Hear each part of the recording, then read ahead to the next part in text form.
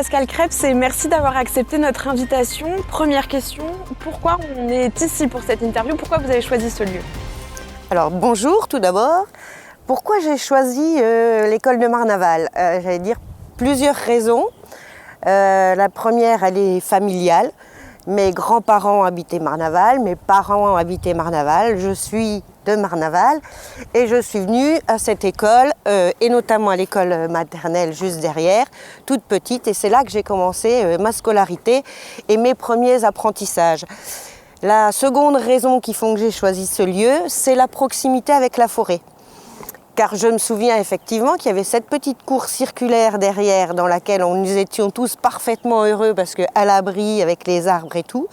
Et fréquemment, nous allions faire des sorties scolaires et on avait juste à sortir de l'école et on allait dans le bois découvrir la faune, la flore. Tout ça était superbement merveilleux et laisse de très bons souvenirs. Et justement, qu'est-ce que vous pourriez nous dire d'autre sur vous si on quitte un petit peu votre enfance? Comment vous est venu votre engagement politique? Qui vous êtes de manière générale? Alors mon engagement politique, il est venu petit à petit et il a commencé, j'allais dire, mon engagement citoyen a commencé aussi à Marnaval. Parce que mon père était président d'une association sportive. Donc j'ai été éducatrice sportive dans un club à Marnaval. J'ai fait ma formation pour après donner ces cours à des plus jeunes. Donc c'est comme ça que ça a commencé. Par la suite, j'ai été présidente d'une association et c'est là que j'ai découvert qu'il fallait réfléchir de manière collective pour porter une association et essayer de la faire développer au mieux des intérêts de chacun. Et après, quand j'ai été étudiante, naturellement, j'ai été aussi au bureau des étudiants pour essayer de discuter avec eux. Ça a toujours été quelque chose en moi, j'allais dire, ça fait un petit peu mon ADN de m'investir pour les gens. Et voilà, et après, naturellement, je me suis glissée. Et justement, vous avez décidé de vous investir en politique encore une fois aujourd'hui, après avoir fait partie de la majorité actuelle. Qu'est-ce que vous pouvez nous dire sur vos grandes ambitions pour la ville de Saint-Dizier?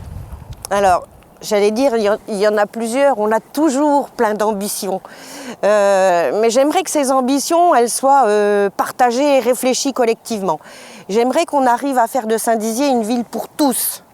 C'est-à-dire que les avis de chacun soient respectés et qu'on ne décide pas un projet simplement seul dans un bureau, mais que ce soit bien le résultat de groupes de réflexion ou d'écoute des bragards pour qu'on n'arrive pas à des tensions quand il y a un projet qui sort. Le projet, quand il arrive, il faut qu'il soit accepté par beaucoup et surtout accessible à tous. Parce qu'il ne s'agit pas de faire un projet qui ne corresponde à rien et que personne ne peut aller utiliser. Et puis la deuxième chose, c'est dans cette ville de Saint-Dizier, il y a des bragards qui sont créatifs et dynamiques. Et je crois que quelquefois, on les oublie. Et donc il faut les remettre sur le devant de la scène. Il y a plein de monde, plein de gens, plein de personnes qui ont des idées et des compétences.